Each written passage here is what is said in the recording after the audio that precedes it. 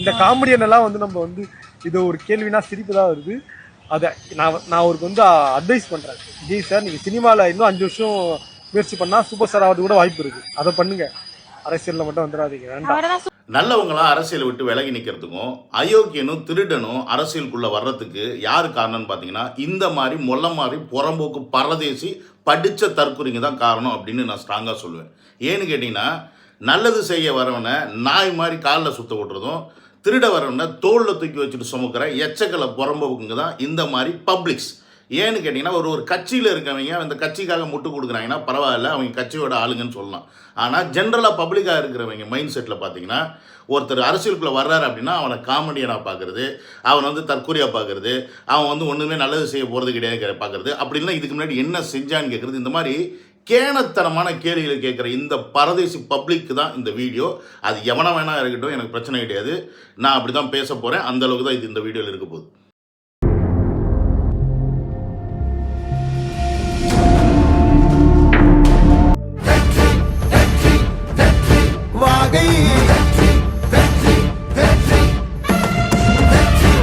Welcome to Vijay stock, welcome to another video. என்னோட channel நீங்கள் யாராவது ஃபஸ்ட் டைம் வரீங்க அப்படின்னா சப்ஸ்கிரைப் பண்ணிவிட்டு பெல் பட்டனை ப்ரெஸ் பண்ணுங்கள், ஷேர் பண்ணுங்கள், முடிஞ்ச அளவுக்கு லைக்கும் ஷேரும் கொடுங்க. வீடியோ எல்லார்ட்டையும் போய் ரீச் ஆகட்டும். நண்பா நம்பீஸ், நீங்கள் எப்படி இருக்கீங்க? நல்லா இருக்கீங்க நம்புகிறேன். சரி, இப்போ பொதுவாக இந்த தற்கொலை சொன்னாங்க பார்த்தீங்களா, ஒரு காமெடியனாக பார்க்குறேன். இன்னும் நான் வந்து அவருக்கு அட்வைஸ் பண்ணுறேன், அவர் படத்துலேயே நடித்து சூப்பர் ஸ்டாராக இருந்துட்டு போகலான்ட்டு. தற்கொலை அவர் ஆல்ரெடி சூப்பர் ஸ்டாராக இருந்தவர் தான், சூப்பர் ஸ்டார் பொசிஷனுக்கு வந்துட்டார். அங்கேருந்து தான் அரசியலுக்கு வந்தார். ஆனாலும் அப்படிப்பட்ட ஒருத்தரையே உனக்கு காமெடியன் மாதிரி நீ பார்க்குற அப்படின்னா, மற்ற நல்லவங்களாம் எப்படி அரசியலுக்குள்ளே வருவாங்க? எச்சக்கலை புறம்போக்கு. நாட்டில் நல்லது செய்கிறதுக்கு ஆளே இல்லையான்னு கேட்டால் இருக்காங்க, கண்டிப்பாக 1000 பேர் இருக்காங்க. 1000 பேர் லட்சம் பேர் ஏன் கோடி பேர் கூட இருப்பாங்க. ஆனால் அவங்களுக்கு எல்லாம் ஒரே ஒரு பயம், இந்த அரசியல் அப்படின்ற ஒரு சாக்கடைக்குள்ளே நம்ம போய் விடணுமா அப்படின்னு. ஏன்னு கேட்டிங்கன்னா, அவங்களுக்கு அரசியலுக்குள்ளே வர்றதுக்கு பயம் கிடையாது. இந்த மாதிரி எச்சக்கலை புறம்போக்குங்க இருக்காங்க பார்த்தீங்களா, இவங்களை நினச்சி தான் பயம். நம்ம போய் அரசியலில் நின்னா அதில் ஓட்டு போட்டு நம்மளை ஜெயிக்க வைப்பாங்களா, நமக்கு அந்த இடத்த கொடுப்பாங்களா அப்படின்ற பயம்தான் இந்த மாதிரி நல்லவங்களை அரசியலுக்குள்ளே வரவிடாமல் பண்ணுறது. இது இப்போ விஜய்க்கு மட்டும்தான் நான் பேசணும் அப்படின்னு கிடையாது. இப்போ அஜித் அவர்கள் மனசில் இருக்கலாம், ஏன் ரஜினி ஏன் அரசியலுக்குள்ளே வரல? அவருக்கு எவ்வளோ நல்லது பண்ணுன்ற ஒரு எண்ணம் இருந்திருந்தா கூட ஏன் வரல? பயம். இந்த மக்கள் நம்மளை ஏற்றுப்பாங்களா, நம்மளை இந்த மக்கள் ஓட்டு போட்டு அந்த இடத்துல உட்கார வைப்பாங்களா? ஒரு கட்டத்தில் அவருக்கு அந்த கிரேஸ் இருந்துச்சு. அந்த கிரேஸ் போனதுக்கப்புறம் அவர் 2017 கட்சி ஆரம்பித்ததுக்கப்புறம் ஏன் கண்டினியூ பண்ணல? ஏன்னா பயம். நம்மளை ஏற்றுப்பாங்களா, நம்மளுடைய கொள்கையை இந்த மக்கள் ஏற்றுப்பாங்களா, நம்மளை ஓட் போட்டு அந்த இடத்துல உட்கார வைப்பாங்களா? ஓட் போடலைன்னா நமக்கு அசிங்கமாயிருமே, வயசான காலத்தில் அரசியலுக்கு வந்து இங்கேயே அவமானப்பட்டு போயிட்டாருன்னு நம்மளுக்கு கேவலமாக பேசுவாங்களேன்னு அந்த பயம். ஸோ இந்த பயம் தான் ஒரு ஆளையும் அரசியல் அப்படின்ற சாக்கடைக்குள்ளே வரவிடாமல் வெளி உலகத்திலே உட்கார வச்சிருக்கு. ஸோ இந்த பயம்தான் அரசியல் அப்படின்றது மக்கள் சேவை அப்படின்ற மனநிலைமை போய் அரசியல் அப்படின்றது ஒரு சாக்கடை, அதில் போய் விழுந்தால் நமக்கு அசிங்க அவமானம் தான் மிஞ்சும், வேறு எதுவும் மிஞ்சாது அப்படின்ற புரிதல் எல்லார் மனசுலையும் வந்தனால தான் இந்த நல்லவர்கள் அப்படின்னு சொல்கிறோம் பாருங்க, அவங்க யாரும் அரசியலுக்குள்ளே அவ்வளோ சீக்கிரம் வரமாட்டேங்கிறாங்க. ஏன்னா இந்த மாதிரி படித்த புறம்போக்கெல்லாம் இப்படி உட்காந்து பேசிக்கிட்டு இருந்துச்சுன்னா எப்படி படிக்காத பாமரங்கள் அண்டர்ஸ்டாண்ட் பண்ணிப்பாங்க? சூப்பர் ஸ்டார் வேணான்ட்டாரு, மக்களுக்காக இறங்கி பண்றேன்னு இருக்காரு.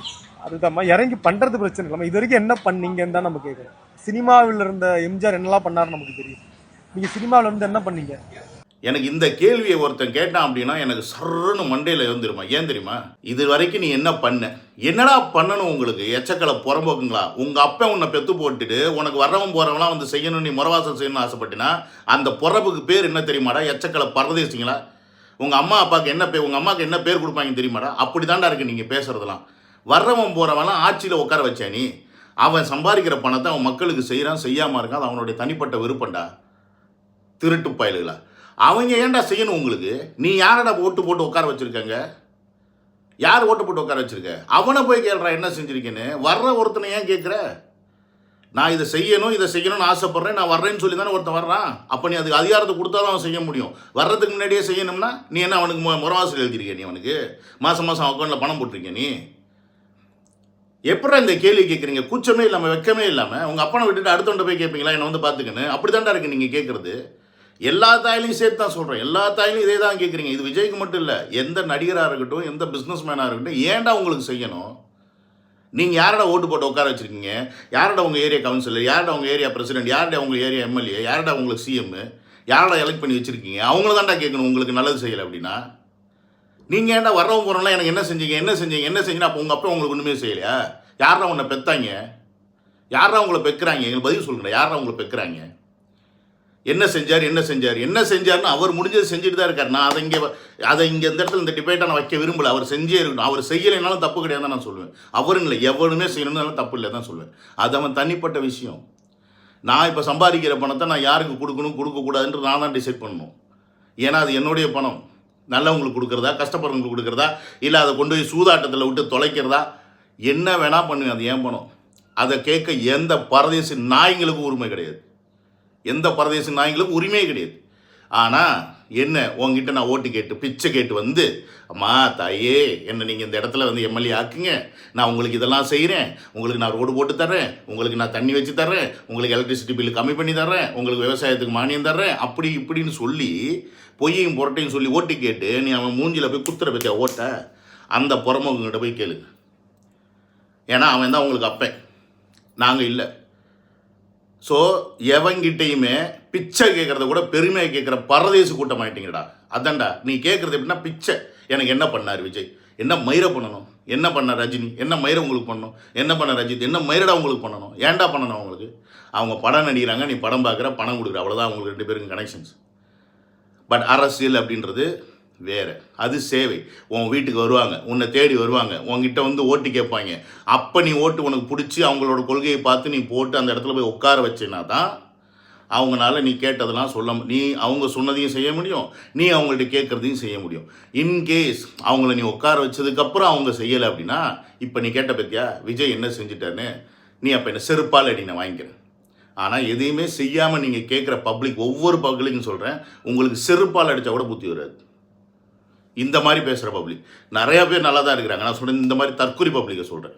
2000 ரூபாய் டிக்கெட் விற்கிறாங்க ஒரு படத்துக்கு. 2000 ரூபாய் டிக்கெட். ஒரு நடிகர் வந்து சொல்கிறாரு, என்னோட பேனருக்குலாம் வந்து நீங்கள் கட் அவுட் வைக்காதீங்க, பாலை ஊற்றாதீங்கன்னு சொல்லிட்டு ஒரு பேனர், ஒரு நடிகர் எங்க நீ நினைச்சா அவங்க ரசிகர் மன்ற டிக்கெட் தான் 2000 ரூபாய்க்கு வருது. எல்லாருக்கும் நல்லா தெரியும். இது உள்ளங்கை நெல்கனின்னுவாங்க. உன் ரசிகர் தான் 100 டிக்கெட்டை வாங்குறான், கொண்டு வந்து பிளாக்ல 2000 ரூபாய்க்கு விற்கிறான். உன்னால தடுக்க முடியாதா? ஆக தமிழ்நாடு முழுக்க டிக்கெட்டை வாங்கி ஊழல் பண்ணவங்களை கொண்டு வந்து ஒரு கட்சி ஆரம்பிச்சா, அந்த கட்சி ஆட்சிக்கு வரணும்னு நினைக்கிறாங்கன்னா, அதை நினைச்சா எனக்கு தலை சுத்துது. ரஜினி சொன்னதுதான் கேட்டோன்னே தலை சுத்துது. கட்டு வந்துடுவாங்க. கடைசியில் இதுக்கு தான் வருவாங்க தெரியும். 2000 ரூபாய் டிக்கெட் விற்கிறாங்க, கட் அவுட் ஊற்றுறாங்க, பால் ஊற்றுறாங்க. இன்னொரு நடிகர் வந்து அது வேண்டான்னு சொல்கிறாரு, செய்யாமல் இருக்காங்களா? அஜித்தே கடவுளேன்னு கத்தாமல் இருக்குன்னு சொல்கிறாரு, கேட்குறாங்களா ஃபேன்ஸு? கத்துறாங்கல்ல, இப்போயும் கத்திட்டு தானே இருக்கிறாங்க. கட் அவுட் வைக்காதீங்கன்னு அஜித்தும் சொல்லியிருக்காரு, விஜயும் சொல்லியிருக்காரு, கேட்குறாங்களா? கட்டி வச்சுட்டு தான் இருக்கிறாங்க. பால் ஊற்றாதீங்கன்னு சொல்கிறாங்க, பால் ஊற்றிட்டு தான் இருக்கிறாங்க. ஸோ இதுக்கு என்ன பண்ண முடியும்? கடவுள் வந்து உங்ககிட்ட நீ போகிற முறையிடுற, உன்னை வந்து உண்டியில் காசு போடுன்னு சொன்னிச்சா, இல்லை பூஜை பண்ணுன்னு சொன்னிச்சா, இல்லை அர்ச்சனை பண்ணுன்னு சொன்னிச்சா? ஆனால் அங்கே இருக்க ஐயர் என்ன சொல்கிறாங்களா அதானே பண்ணுற. ஒரு நம்பிக்கையில், ஒரு ஆசையில், உன் கடவுளுக்கு நீ பண்ணுற இல்லை, அந்த மாதிரி அவங்க ஹீரோவுக்கு பண்ணுறாங்க. அதில் உனக்கு எங்கடா வலிக்குது மயிராண்டி? அவங்க சொன்னாலும் அதை கண்ட்ரோல் பண்ண முடியாது, அவங்களுடைய ஆசையை வெளிப்படுத்துகிறாங்க, அவ்வளோதான். ஆனால் இன்னொன்று வந்துடுறீங்க, உடனே 2000 ரூபாய் டிக்கெட் விற்கிறாங்க. 2000 ரூபாய் டிக்கெட் விற்றா உன்னை யார் போய் பார்க்க சொன்னா? படம் அப்படின்றது ஒரு என்டர்டெயின்மெண்ட். உன்னை எவனும் கம்பல் பண்ணி நீ வந்து இந்த படத்தை பாருன்னு சொல்லலை. நீ யார் ஃபேனாக வேற இரு, நீ 2000 ரூபா கொடுத்து வாங்கிட்டு போய் பார்த்துற, நீ முட்டாள். என்னமோ இப்போ தான் 2000 ரூபா டிக்கெட் விற்கிற மாதிரி 90ஸ்லேயே விற்றாங்கடா. ரஜினிகாந்த் படத்தில் 5000 ரூபாலாம் டிக்கெட் விற்றாங்கடா 90s காலகட்டத்தில். அன்றைக்கி 5000 ரூபாயோட மதிப்பு என்னன்னு தெரியுமா? அப்பயே 5000 ரூபா கொடுத்து போனவங்களாம் இருக்காங்க, பைத்தியக்காரங்க இருக்க தான் செய்கிறாங்க, இல்லைன்னு சொல்லலை. அவ்வளோ பணம் கொடுத்து போகிற, அவங்க ஃபேன்ஸு அப்படின்னு சொல்லிட்டு போகிற ஆளுங்க இருக்கிறாங்க. அதே மாதிரி இந்த டிக்கெட் விற்கிற காசு என்ன இவராக வந்து விற்றுக்கிட்டு இருக்காரு? நீ சொல்கிற மாதிரி அவங்க ஃபேன்ஸே வாங்கி விற்றா கூட நீ ஏன் வாங்கிட்டு போகிற? ஏன்னா நீ டிக்கெட் வாங்கிட்டு போகலைனாலும் உனக்கு ஒரு நட்டமும் கிடையாது, அவங்களுக்கு தான் நட்டம். ஆனால் எலெக்ஷன் அப்படின்றது ஒவ்வொருத்தனுடைய தனி உரிமை. நீ ஒரு ஓட்டு போட்டு ஒருத்தனை உட்கார வைக்கிறேன்னா அவன் தான் அந்த இடத்துல அதிகாரத்தில் இருப்பான். ஓட்டு போடாதவனுக்கு அவன் தான் சிஎம், ஓட்டு போட்டவனுக்கு அவன் தான் சிஎம். ஓட்டு போடாதவனுக்கு அவன் தான் எம்எல்ஏ, ஓட்டு போட்டவனுக்கு அவன் தான் எம்எல்ஏ. ஸோ அப்போ அந்த அதிகாரம் மிக வலிமையானது. இந்த 2000 நொட்ட மயிரை நீங்கள் கேட்குறல, எதை தெரியுமா நீங்கள் கேட்கணும்? உண்மையான சரியான ஆம்பளையாக ஒரு அப்பனுக்கு, எனக்கு தெரிஞ்சு உங்கள் அப்பனுக்கு பிறந்த மாதிரி தெரியல, என்னால் பிச்சை எடுக்கிற. ஆனால் நீ இருந்ததுன்னா எதை கேட்கணும்னா, மனுஷனுக்கு தேவையான அடிப்படை தேவையில் கொள்ளையடிக்கிறாங்களே அதை கேட்க மாட்டேன். ரொம்ப பெருசாலாம் சொல்லலை. ஹைவேஸில் போகிற ஹோட்டலில் நிறுத்தி ஒரு கக்கூஸ் பாத்ரூம் போயிட்டு வாடா, ஒன்றுக்கு போக 5 ரூபா, கக்கூஸ் போக 10 ரூபாங்கிறாங்க. அந்த பாத்ரூமில் போயிட்டு உன்னால் 2 நிமிஷம் உட்காந்து கக்கூஸ் நிம்மதியாக போயிட்டு வந்துட முடியுமாடா? அவ்வளோ சுத்தமாக வச்சுருப்பாங்க, அவ்வளோ சுத்தமாக வச்சுருப்பாங்க. அது கொள்ளை, அதை கேட்க துப்பு கிடையாது. அதே இடத்துல தண்ணி பாட்டிலு, ஸ்நாக்ஸு எதை வாங்கினாலும் டபுள் ப்ரைஸு, அதை கேட்க துப்பு கிடையாது. சுங்கச்சாவடியில் நீ டோல்கேட்டு கட்டிட்டு போன 2 கிலோமீட்டரில் பார்த்தீங்கன்னா ரோடு பேர்ந்து கிடக்கும், அதை கேட்க துப்பு கிடையாது. இதெல்லாம் தான்டா கொள்ளை. இதை தான் செய்கிறாங்க. இதை யார் சரி பண்ணணும்? இது அரசியல் இருக்கணும் சரி பண்ணணும். அது உனக்கு கொள்ளையா தெரியல, தேட்டரில் உட்காந்து 2000 டிக்கெட் வைக்கிறானா அதெல்லாம் உங்களுக்கு கொள்ளையா தெரிஞ்சால் உன்னையாவும் போய் படம் பார்க்க சொன்னா? எச்சக்கலை புறம்போக்கு போவாத படத்துக்கு கவுண்டரில் டிக்கெட் உனக்கு எந்த ரேட்டு கொடுக்குறாங்கன்னு அதை வாங்கிப்பாரு. உன்னே வேண்டாம் ஃபஸ்ட்டு டே ஃபஸ்ட்டு ஷோ பார்க்க சொன்னா? இந்த 2000 டிக்கெட் அவங்க விற்கிறனால தமிழ்நாட்டோட வர்த்தகம் மொத்தமாக போயிருச்சா? இல்லை எத்தனை 4.5 லட்சம் கோடி தமிழ்நாட்டில் இதனால வந்துருச்சா? ஏடா பேசிக்கே இல்லாமல் பேசுகிறீங்க? இந்த நாயெல்லாம் பார்த்தா படித்த மாதிரி தெரியுது. மீசை இல்லாத மழுகுனி மட்டை, கண்ணாடி போட்டு கண்ணு தெரியாத கபோதியாக இருக்கிறான். எதடா கொண்டு வரீங்க? ஆகுனா எவன் படத்துக்கிட்ட 2000 டிக்கெட் விற்கல? எல்லா மேஜர் ஹீரோ படத்துக்கு விற்கிறாங்க. என்ன பண்ண போகிறதுக்கு?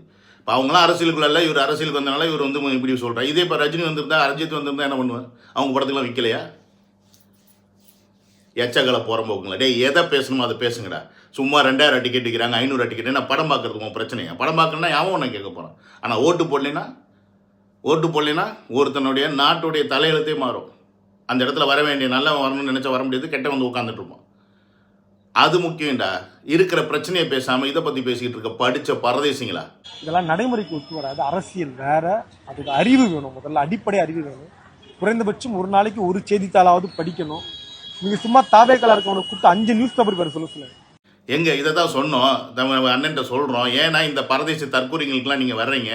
இவங்க அரசியல் வேற, அணுகுமுறை வேற, படிக்கணும், செய்தித்தாள் படிக்கணும், புத்தகம் படிக்கணும் அப்படின்னு சொல்லி லூசுத்தனமாக பேசிக்கிட்டு இருப்பாங்க. நீங்கள் ஏன்னா இவங்களுக்குலாம் வரீங்கன்னு கேட்டால் அவருக்கு எங்கே புத்தி இருக்குது?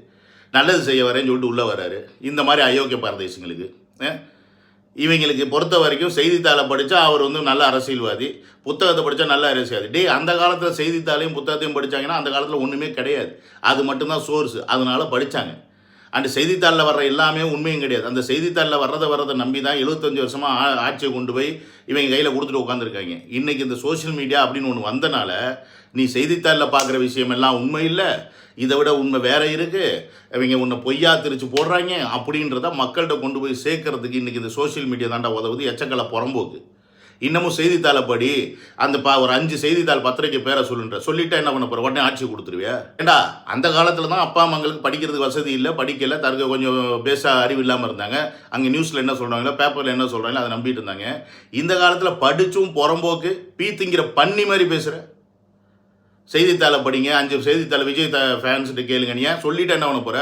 வந்து என்ன உடனே உட்காந்து உருவிட்டு போறியா என்ன? இந்த மாதிரி எச்சக்கலை பப்ளிக்ஸை போய் வீடியோ எடுத்து இந்த பரதேசிங்க போட்டு அவங்க லைக்ஸையும் அவங்க வியூவர்ஸையும் ஏற்றிக்கிறாங்க. அது என்னமோ மாட்டுக்கிறது கிடையாது. இந்த பரதேசிங்க மாதிரி இருக்கிற ஆளுங்களுக்கு நல்லது செய்ய வந்த யார் வந்தாலும் அவங்க இப்படி தான் பேசுவாங்க. இதை நான் விஜய் அப்படின்றதுக்காக பேசலை. யார் வந்து இவங்களுக்கு நல்லது செய்யணும் வந்தாலும் கடைசியில் அவங்களையும் திருடனாக மாற்றி அவங்களையும் அயோக்கியராக மாற்றி இந்த பரதேசி தாயங்களுக்கு செய்கிறதுக்கு பேசாமல் நம்ம வந்ததுக்கு நம்ம 4 காசு பார்த்தோமான்ட்டு போகிற மனநிலைமை உண்டு பண்ணுறதே இந்த எச்சக்கலை புறம்போக்குங்க தான். இவங்க திருந்தாத வரைக்கும் இந்த அரசியல்வாதிங்க திருந்த போகிறதும் கிடையாது, இந்த நாடும் திருந்த போகிறது கிடையாது. எத்தனை நல்லவர்கள் வந்தாலும் இந்த நாடை திருத்த முடியுமா அப்படின்ற சந்தேகமே எனக்கு வருது. இல்லைன்னு சொல்லலை. ஏன்னா எத்தனை பேர் வந்தாலும் இந்த மாதிரி தற்கூரி பரதேசியும் அவங்க அப்பனை விட்டுவிட்டு அடுத்தவன்கிட்ட பிச்சை எடுக்கிற புறம்போக்குங்க. ஏன்னா அவன் அப்பா யாருன்னு அவனுக்கே தெரியாது. என்னை பொறுத்த வரைக்கும் இவனுக்குலாம் அவன் அப்பா யாருன்னு எனக்கு தெரியுமா எனக்கு தெரியல. ஏன்னா என்னைக்கு நீ வந்து எனக்கு விஜய் என்ன செஞ்சார், ரஜினி என்ன செஞ்சார், கமல் என்ன செஞ்சார் நீ கேட்குறியோ அன்னைக்கே நீ உன் அப்பனுக்கு பிறக்கலன்னு அர்த்தம். ஏன்னா அவங்க யாரையும் நீ எங்கேயும் கொண்டு போய் உட்கார வைக்கல. அவங்க ஒரு நடிகர்கள், அவங்கள்ட்ட அதிகாரம் கிடையாது. இருக்கிற காசை வச்சு வேணால் 4 மக்களுக்கு நல்லது செய்யலாம். அவங்களுக்கு முழு இஷ்டம் இருந்துச்சுன்னா, இல்லைனாலும் கேட்க முடியாது ஏன் செய்யலைன்னு. ஏன்னா செய்யறதுக்கான இடத்துல நம்ம உட்கார வச்சுருக்கிறதுக்கு பேர் தான் chief minister, deputy chief minister, member, MLA, councillor, president இப்படின்னு பல பேர் இருக்கிறாங்க. இவங்கள தான் நம்ம உட்கார வச்சுருக்கோம். எதுக்கு? நமக்கு செய்கிறதுக்கு. போய் அவங்கள்ட்ட கேளுங்கடா. அவங்கள விட்டுவிட்டு நேற்று வந்தவங்க, முந்தா நேற்று வந்தவங்க, 10 வருஷம் 15 வருஷம் பாலிடிக்ஸில் இருந்தாலும் பதவியில் வராதவங்கள்ட்ட போய் கேட்டு என்ன மயிரடா பிடுங்க போகிறீங்க? நீங்களாம் படித்தும் இப்படி பதறா திடீர்னு பேசாமல் செத்து தொலைங்கடா. நாடாது உருப்பட்டோம் போகிறோம் போக்குங்க. ஓகே கைஸ், உங்களை அடுத்த வீடியோவில் பார்க்குறேன். See you on another video. Love you all. Take care.